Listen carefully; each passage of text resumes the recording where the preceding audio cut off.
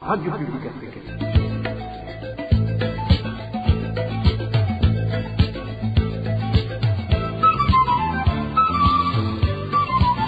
Radio Publique Africaine.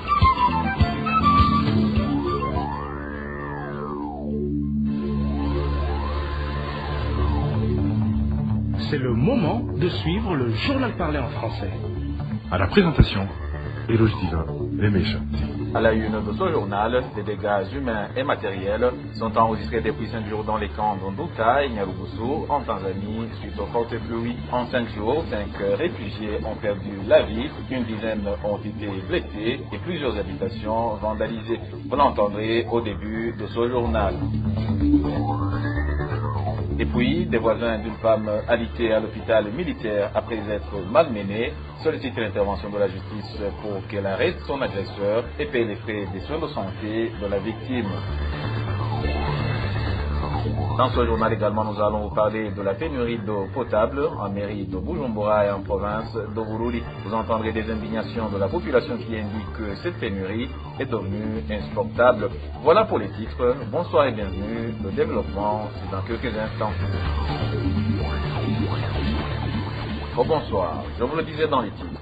De fortes pluies sèment la désolation depuis un certain temps dans les camps des réfugiés d'Onduta et Nyarugusu, situés en province de Kigoma. Nous sommes en Tanzanie. Dans une période qui ne dépasse pas 5 jours, elles ont ôté la vie à 5 réfugiés et 17 autres blessés. Plusieurs maisons ont été également endommagées. Les détails avec Eric Niyonzima. Dans le camp d'Onduta en Tanzanie, il y a 5 jours, 3 réfugiés burundais sont morts emportés par la rivière Ndurumo. Ces réfugiés étaient partis à la recherche de quoi compléter la ration des HCR. Encore ce jeudi le 4 vers 16h, 17 réfugiés burundais ont été foudroyés. Il s'agit des enfants qui étaient rassemblés dans une des maisons de la zone 14. 14 de ces enfants ont été transportés à l'hôpital de Médecins Sans Frontières d'Alomemeka. Les jours ne sont pris en danger. Encore, dans la soirée de ce mercredi, cette fois-ci dans le cas de Nyarugusu, des réfugiés burundais sont morts foudroyés lors des fortes pluies. Dans ce même cas, plusieurs maisons ont été endommagées suite aux fortes pluies. Partout dans le cas, on y trouve des maisons avec un ou deux murs qui se sont effondrés. Comble de malheur, ces réfugiés n'ont même plus à qui demander ne serait-ce que des tentes pour remplacer les murs tombés. Et suite aux fortes pluies, ils ne peuvent même pas se fabriquer des briques. Les plus habiles ont essayé d'utiliser d'herbes à la place des briques. Pour rappel, en date du 18 octobre 2023, une foudre a tué 7 personnes, dont 4 furent des élèves de l'école fondamentale Kassim Majaliwa Nduta.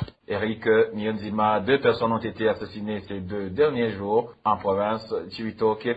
L'une des victimes est un homme qui a été tué la nuit dernière à coups de couteau en commune Mabayi et l'autre est une femme égorgée après qu'elle ait été violée durant la nuit de mercredi à jeudi en commune Rugombo. Plus de détails avec Dani Claire, il la trouve. La personne tuée la nuit dernière était connue sous le nom d'Alfred Mawenayo, surnommé Lufu. Il était âgé de 25 ans et originaire de la colline Kabele au chef-lieu de la commune Mabayi, province Chibitoke. Nos sources à Mabayi indiquent que ces bourreaux n'ont pas été identifiés. Ils lui ont tendu une embuscade lorsqu'il rentrait dans le cabaret vers 22 heures. Il était juste au portail quand il s'est fait agresser. Selon toujours nos sources à Mabayi, la victime a essayé de demander secours mais sans succès. Alfred Mawenayo est mort lorsqu'il était en train d'être évacué dans une structure sanitaire. Sa famille demande que la justice soit faite. La police à Mabayi indique que les enquêtes sont en cours pour connaître les malfaiteurs. Toujours en province Chibitoke, cette fois-ci ce jeudi dernier, un corps sans vie d'une femme dont on ne connaît pas encore le nom a été retrouvé mort à son domicile sur la colline Marambo 1 en commune Rugombo. Nos sources à Rugombo indiquent que la victime a été violée avant de se faire égorger par des malfaiteurs non identifiés. Le voisinage a été alerté par les cris de son enfant de 2 ans qui pleurait appelant sa mère. Merci à toi aussi, Dani Claire. Il a Tkumva, sécurité toujours. Un groupe de Monelakula a semé la panique ce vendredi matin en zone Ruvirizi de la commune Mutimbudi, c'est en province de Bujumbura. Portant des vêtements similaires aux treillis militaires et des gourdins, ces Imbonelakula ont effectué une patrouille dans plusieurs collines de cette zone, laissant au passage des craintiers les habitants. Elvis Nyomongere nous en dit plus. C'était dans la matinée de ce vendredi à 9h, car les habitants de Colline, Karombo, Chibitoke, Gihora et Musongate, toutes de la commune Mutimbuzi, dans la zone Rubirizi, ont vu à l'offre des Imbonerakure. Parmi ces Imbonerakure, c'était porté des tenues militaires, d'autres des tenues policières et faisaient des entraînements paramilitaires. Au total, ils étaient entre 200 et 300 personnes. Cet habitat indique que même les Imbonerakure de ces collines précitées n'étaient pas au courant de ces entraînements. À 9h du matin, nous avons vu un groupe d'Imbonerakure qui faisait des entraînements paramilitaires. Ils portaient différentes tenues. Certains portaient des tenues policières, d'autres portaient des tenues militaires. Il y en avait une partie au sein du même groupe qui portait des chapeaux militaires, des chemises et des pantalons. C'était tellement effrayant. Ils étaient entre 200 et 300 personnes sur une même ligne. Ils ont passé sur les collines Karombo, Gihora et Musongati. Mais ce qui a tellement surpris tout le monde, c'est que les autres Imbonerakure de ces localités n'étaient pas au courant de ces entraînements, ce qui les a terrifiés. En plus de cette tenue, ces habitants faut encore savoir que ces Imbonerakure avaient des gourdins dans les mains. On croirait qu'il s'agissait d'un groupe de combattants qui se préparaient pour la guerre. Les habitants de ces localités demandent que ces entraînements cessent, car cette situation sème la peur et la panique au sein de la population. Ils avaient des gourdins dans leurs mains, des Motorola, ils chantaient des chansons louant leurs partisans de DFDD. Le plus inquiétant est que ce genre d'entraînement n'était pas familier dans les jours de travail. En plus, nous n'étions pas habitués à ce genre de personnes dans nos collines. C'était comme s'il s'agissait d'un groupe rebelle qui se prépare pour la guerre ou encore qui a déjà commencé ses activités. Nous déplorons tellement ces activités des Imbonerakure. L'un des éléments qui a tellement surpris la population de la zone Rubirizi, c'est que même les autorités locales n'étaient pas au courant de rien à propos de ces activités des Imbonerakure. C'est par après qu'ils ont été informés qu'il s'agit des Imbonerakure de Colline Tenga, Kirekura et Nyabunyegeri, toutes de la même zone Rubirizi. Cependant, l'année dernière, l'armée bondaise avait interdit le port des tenues militaires pour toutes les personnes civiles, ce que les Imbonerakure n'ont pas respecté. Poursuivons ce journal par la page Droits de l'homme. Des voisins d'une femme actuellement alitée à l'hôpital militaire de Bujumbura demandent à la justice de la rétablir dans ses droits. C'est après que celui qui lui a violenté et causé une fracture à la jambe n'a pas continué à payer les frais des soins de santé et qu'elle a encore besoin d'une grande somme d'argent pour se faire soigner. Le point avec Vicky Chris Minderetse. La dame nommée Béatrice Elusizurusa, âgée d'une cinquantaine d'années, résidant dans la zone Musaga de la commune Moha. Selon un témoin, elle aurait été victime de la violence de la part d'un homme nommé Emmanuel Mayugi le 20 décembre 2023. Ce dernier l'aurait violemment poussé du sol, entraînant une fracture à sa jambe. Les voisins affirment que cet acte violent serait lié à la volonté d'Emmanuel Mayugi de forcer Béatrice à quitter immédiatement la maison, récemment acquise par le frère de cette dernière, où elle résidait depuis 20 ans selon le même voisin. Si la justice existe encore, nous demandons que la dame Béatrice Lusizurusa soit rétablie dans ses droits, car elle a subi une grande violence. Cet homme qui s'appelle Emmanuel Mayugi, nous le connaissons. Je l'ai vu la jeter dehors dans la rue, d'une manière très brutale, comme s'il jetait de la poubelle. Et elle a eu une fracture à la jambe. Il a payé les frais de la consultation chez le médecin, la radiographie et l'ambulance pour son transfert à l'hôpital militaire. Mais quand je suis allée la rendre visite à l'hôpital, elle nous a fait savoir que cet homme n'est plus revenu la voir et payer les frais des soins qu'elle recevait. Suite à la fracture, Emmanuel Mayugi aurait accompagné Béatrice à l'hôpital, prenant en charge les premiers soins. Cependant, après son admission à l'hôpital militaire pour une opération de la jambe, un voisin rapporte qu'Emmanuel Mayugi n'est plus revenu pour régler les frais médicaux. La facture est arrivée à plus de 6 millions de francs burundais. C'est elle qui paie tout cet argent, ainsi qu'avec la contribution de sa famille. Avoir 40 000 francs à payer chaque jour est une somme énorme, et si elle n'en a pas, on ne peut pas la soigner. Actuellement, elle est dans l'impossibilité de payer cet argent. C'est pourquoi nous, les citoyens, nous plaidons pour elle, pour qu'elle ne reste pas clouée sur le lit de l'hôpital sans aucune assistance.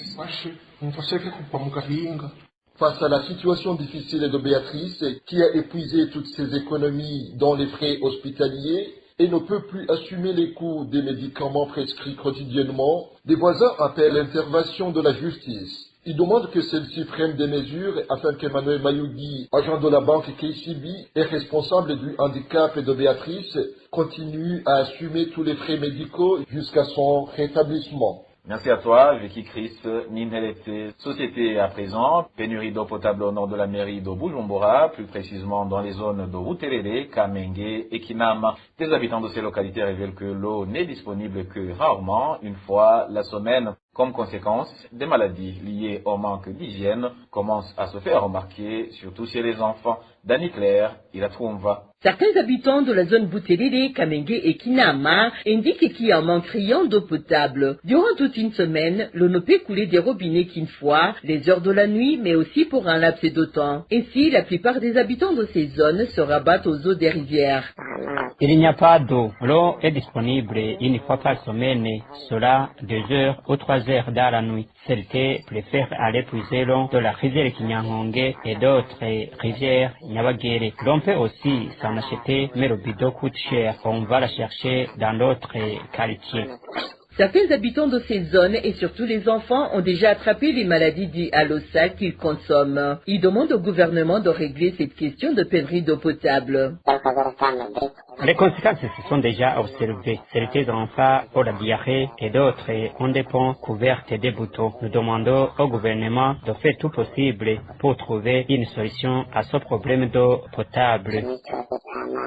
La rédaction n'a pas encore pu joindre les responsables de la régie des eaux. Pour rappel, dans l'émission publique animée vers la fin de cette année dernière, le président de la République a promis l'alimentation en eau potable dans toutes les collines du Burundi d'ici 2027, année de la fin de son mandat. Quittons la mairie de Bujumbura pour se rendre au sud du pays où la pénurie prolongée d'eau potable insupporte de plus en plus les habitants du quartier Kilemba, en commune et province Bururi. À l'origine, ce sont les agents de la régie communale des eaux qui ont été licenciés sans percevoir leur salaire et leurs arriérés. Comme conséquence, ces derniers ont détourné l'eau pour ne servir que ceux qui leur donnent des pots de vin, lesquels ont aussi vu leur eau coupée ce matin sur ordre de l'administrateur et des policiers. Plus de détails avec Emmanuel Niungeko. Ces agents en question sont au nombre de 7. Il s'agit du président de la régie, du chef d'exploitation, du trésorier et des agents de terrain qui s'occupent d'acheminer l'eau dans les ménages ainsi que des réparations.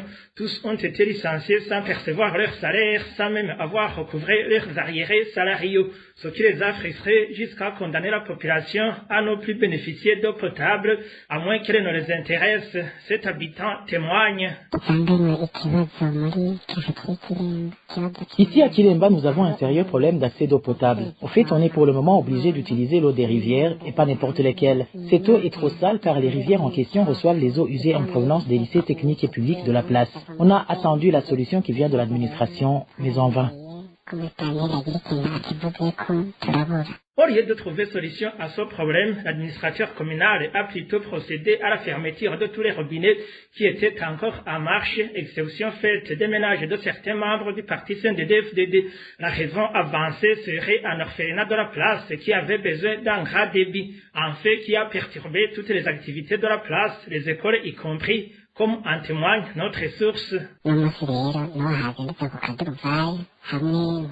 Aujourd'hui, tout a été chamboulé et le désordre régnait dans tous les services. Au lycée communal, au lycée technique et au lycée Kilemba, les activités ont été perturbées par les employés qui faisaient tout pour repousser les gens qui étaient venus fermer les robinets. Mais ce fut peine perdue car les policiers étaient décidés et les gens ont eu peur de leur faire face pendant longtemps. Pour le moment, seuls les grands lycées et l'église de la place sont approvisionnés en eau potable et personne n'a accès à l'eau potable, sauf certains membres du parti CNDD-FDD. Révoltés, les habitants de Kilemba demandent aux autorités habilitées de faire tout pour rétablir ces employés dans leurs droits afin que tout redevienne comme avant. À défaut de cela, ces habitants demandent à leur administrateur de remettre cette régie dans les mains de la population, car il s'est avéré que la commune n'a pas pu gérer cette régie.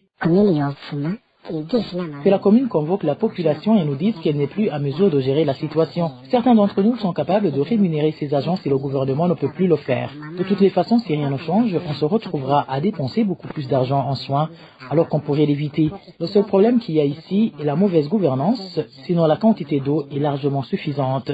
À Songa, ils n'ont aucun problème et même les robinets publics coulent à flot. Vraiment, ce qui se passe ici en commune Bururi dépasse l'entendement, alors que le pays regorge de gens soi-disant intellectuels.